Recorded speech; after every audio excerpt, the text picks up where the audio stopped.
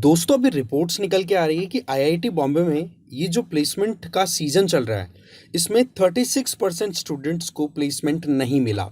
या फिर ये कहें कि 2000 स्टूडेंट्स ने प्लेसमेंट के लिए एप्लीकेशन डाली, बट उनमें से 700 से ज़्यादा स्टूडेंट्स ऐसे हैं जिनको अभी भी जॉब नहीं मिल पा रही है। तो ये अपने आप में एक बहुत बड़ा सवाल है कि एक तरफ जहाँ पर हमारे यहाँ इंजीनियरिंग के जो एलीट इंस्टीट्यूशंस है वहाँ पर जॉब की सिक्योरिटी इंश्योर नहीं हो पा रही है, वहीं दूसरी तरफ इसी तरीके के इंजीनियरिंग के हमारे जो दूसरे इंस्टीट्यूशंस हैं जिनकी संख्या नहीं नहीं करते 4000 से ज़्यादा है, तो वहाँ पर क्या हालात होंगे। तो इन्हीं चीज़ों को हम यहाँ पर एक्सप्लोर करेंगे कि क्या ये ट्रेंड अभी दुनिया भर में चल रहा है और क्यों ये कंपनियां जो प्लेसमेंट के लिए पहले करोड़ों का पैकेज दिया करती थी आज के समय वो पैकेज रिड्यूस हो रहा है। साथ ही साथ हम ये भी समझेंगे कि क्या आर्टिफिशियल इंटेलिजेंस को डेवलप करके इन सॉफ्टवेयर इंजीनियरिंग बेसिस पर जो भी लोग आगे अपना करियर एक्सप्लोर करते उन्होंने अपने पैर पर कुल्हाड़ी मार दी, या फिर माँ बाप के द्वारा जो करोड़ों का कर्जा लिया जाता है, या फिर ये कहे कि अपने बच्चे का सपना पूरा करने के लिए लाखों का जो इन्वेस्टमेंट होता है उस चीज़ को कवर अप करने के लिए जब वो प्लेसमेंट की तरफ देखते हैं और उनको वो प्रॉपर पैकेज नहीं दिखता है तो कितना ज़्यादा उनके ऊपर बर्डन क्रिएट होता है। तो कुल मिलाकर के education system plus employment situation दोनों चीज़ों को यहाँ पर एक रीसेट या रिफॉर्म करने की एक नीड जो है वो फील की जा रही है, और उसी बात को हम एक्सप्लोर करेंगे इस पूरे वीडियो में। जैसा कि आपको पता है मुद्दा क्या है, आप देखते हो 2018 में एलोन मस्क का एक स्टेटमेंट आता है। आप देखिए ट्वीट यहाँ पर आपके सामने है कि इंजीनियरिंग जो है ना वो बहुत ज़्यादा क्लोज है मैजिक के। इसका मतलब इंजीनियरिंग जिसने कर ली, इंजीनियरिंग के ऊपर जिसकी कमांड है वो कोई भी जादू कर सकता है। बट सही मायने में देखा जाए तो आज के समय में जो हमारा एक समाज में एक ट्रेंड चला हुआ है कि बच्चा डॉक्टर और इंजीनियर बने, तो उसके चक्कर में कितनी गजब की रेस में लग जाता है। उसके चलते शुरुआती तौर पर कई बच्चे तो एक गलत गलत दिशा में चले जाते हैं। आपको पता है सुसाइड के कई केसेस आते हैं, और उसके बाद में जो लोग सेलेक्ट हो गए उनके ऊपर भी बर्डन बना रहता है। कई तो ऐसे केसेस केसेस भी सुने हैं कि पैकेज गजब का लग गया बट घर पर पैसा नहीं भेजने की बजाय अपने घर वालों से वो पैसा मंगा रहे हैं। तो इस तरीके से एक जो मैनेजमेंट का जो क्राइसिस है ना वो भी देखने को मिल रहा है। अभी के टाइम पर ये आईआईटी बॉम्बे का ही हाल नहीं है जहां पर ये प्लेसमेंट क्राइसिस देखा गया है। वहीं आप दिल्ली कैंपस उठा लो, कानपुर कैंपस उठा लो, या फिर आईआईएम जैसे इंस्टीट्यूशंस को भी उठा लो, जहां पर लोग 15-20 लाख रुपए लगा करके अपना कोर्स कंप्लीट करते हैं और फिर उसके बाद में नौकरी मिलती है उनको 50,000 की। तो ये अपने आप में सवालिया निशान उठाता है कि आज के समय में जो एजुकेशन सिस्टम हमारा चल पड़ा है, जिसके चलते लोगों के पास में क्वालिफिकेशन है, डिग्रियां हैं, बट उनके पास में जॉब नहीं है। और इसको एक हम टर्म यूज करेंगे दैट इज एजुकेटेड अनएम्प्लॉयमेंट, जिसमें जॉब्स के लिए लोग जो हैं वो ये डिमांड करते हैं कि हमारी रिक्वायरमेंट, हमारी क्वालिफिकेशन के अकॉर्डिंग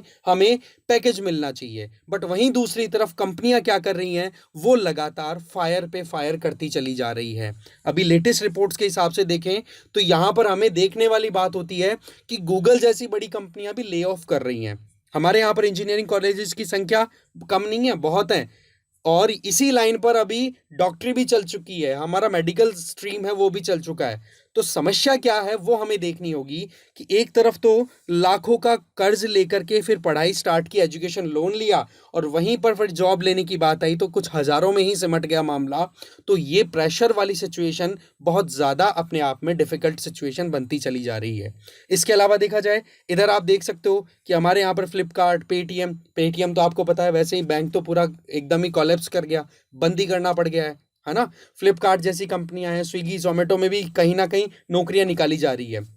दूसरी तरफ गूगल की तरफ से ले ऑफ जो किया गया है, या फिर ये कहो कि एम्प्लॉयमेंट रैशनलाइजेशन जो किया गया है, उसके पीछे बताया जा रहा है कि गूगल का अपना खुद का जो एआई टूल है that is Gemini AI, okay, वो कहीं ना कहीं अपने हिसाब से कुछ ऐसे मैकेनिज्म डेवलप कर चुका है जहां पर कम से कम लोगों की जरूरत है। अच्छा, एक बड़ी इंटरेस्टिंग डेवलपमेंट क्या निकल के आ रही है कि इन बड़ी कंपनियों के द्वारा जो करोड़ों के पैकेज देती आई हैं, इन कंपनियों के द्वारा ये कहा जाता है कि जी हमें ना अभी रॉ स्टूडेंट या फिर रॉ मटेरियल चाहिए। इसका मतलब केवल बेसिक स्किल सेट एक इंडिविजुअल के पास में हो और उसको हम हमारी रिक्वायरमेंट के अकॉर्डिंग अपग्रेड कर लें। इसका मतलब ये हो गया कि आपको यहाँ पर अपनी एलिजिबिलिटी को इम्प्रूव करने की ज़रूरत है। वही बात आ गई कि कहीं ना कहीं हमें थ्री इडियट्स को रिकॉल करने की ज़रूरत आ रही है, जहां पर आमिर खान ये कहते थे कि भाई तुम कामयाबी के पीछे मत भागो, तुम काबिल बनो। अब काबिल बनने के लिए हमारे पास में हमारा एजुकेशन सिस्टम जो है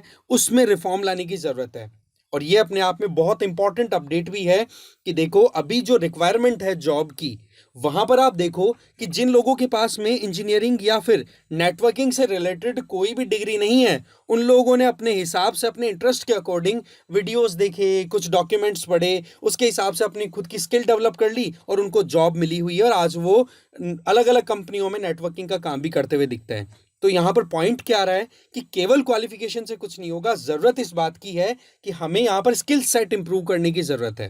राइट, 4 साल की डिग्री में जो चीज सिखाई जा रही है, अगर वो काम कम समय में भी सिखाया जाए जिससे कि जॉब मिल सके या फिर आप अपना खुद का स्टार्टअप डाल सको, तो वो ज्यादा इफेक्टिव हो सकता है।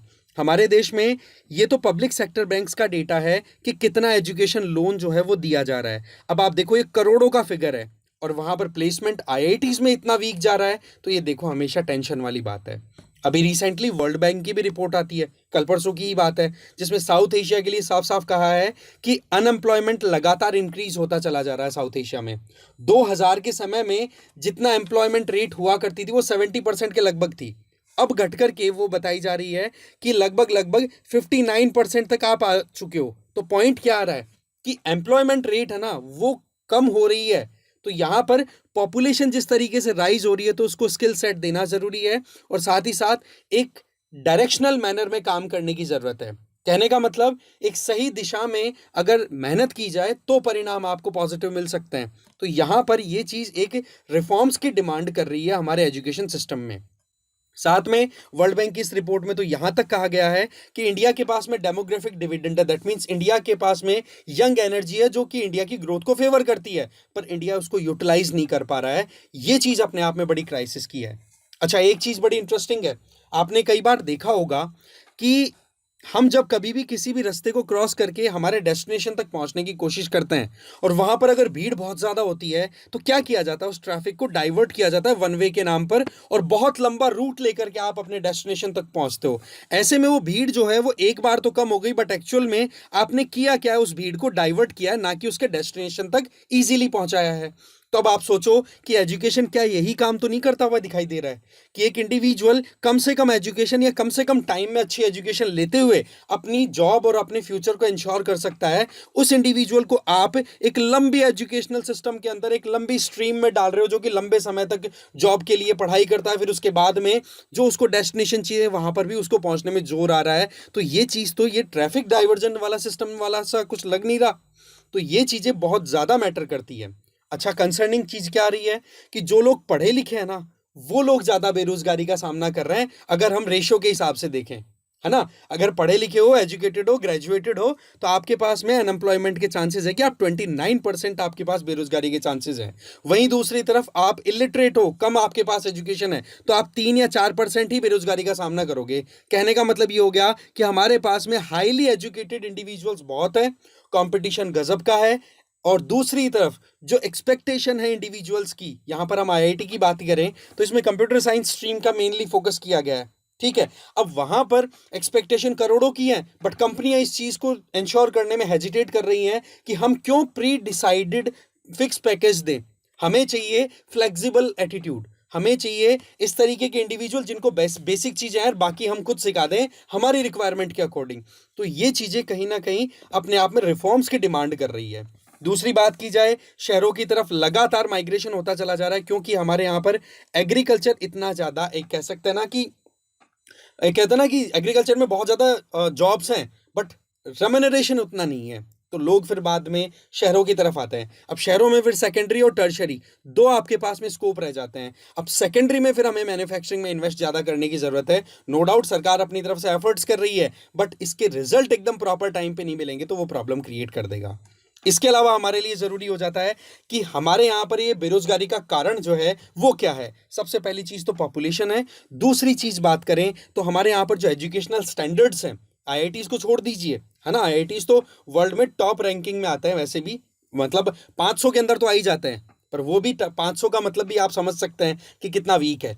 दूसरी तरफ हमारे जो लोकल या फिर कॉमन जो इंजीनियरिंग कॉलेजेस हैं जिनमें आप आसानी से एडमिशन ले पाते हो, तो वहाँ पर तो देखो लो स्टैंडर्ड्स अवेलेबल हैं, कहीं ना कहीं इंफ्रास्ट्रक्चर की कमी है, टीचिंग मेथड्स की कहीं ना कहीं लैक कर जाते हैं, तो वो जॉब ओरिएंटेशन हमारी वो प्रॉपर क्रिएट नहीं हो पाती। इसके अलावा जो स्किल सेट रिक्वायर्ड है वो स्किल सेट की कमी रहती है, और साथ में जितना ज़्यादा आपके पास में क्वालिफिकेशन है, ओके, और साथ ही साथ आप जिस जॉब को एक्सपेक्ट कर रहे हो उस जॉब में जो रिक्वायरमेंट है अगर वो मैच नहीं करेंगी तो वो प्रॉब्लम वहां पर आगे और हो जाती है। तो कुल मिलाकर के देखा जाए तो ये 4 कारण, और 5वां कारण सबसे इंपॉर्टेंट है कि हमारे यहाँ पर female labour force participation rate, मतलब महिलाओं का रोजगार में पार्टिसिपेशन कम है। तो ओवरऑल अगर देखा जाए तो आप देखो कि ग्रेजुएशन लेने में जब लड़कियां लगातार परसेंट वाइज इंक्रीज हो रही हैं और उनको जॉब अगर नहीं करने दिया जाएगा, तो मोटी मोटी बात यहां पर क्लियर होगी कि नहीं, कि ग्रेजुएटेड जो है वो इंडिविजुअल्स अनएम्प्लॉयड घूम रहे हैं। और वही चीज अभी यहां पर इस पूरे सीन में हमने अच्छे से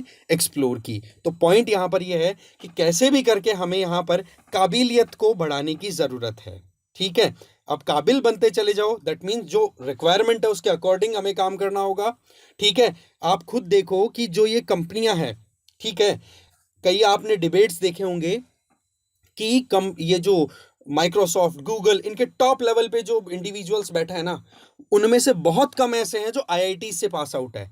दैट मीन्स वो लोग वो हैं जिनका अपना खुद का बाई चॉइस उन्होंने डिसाइड किया कि हमें कहाँ जाना है। उनका टारगेट पैसा ना होकर के उन्होंने डिसाइड किया कि हमें स्किल सेट डेवलप करना है।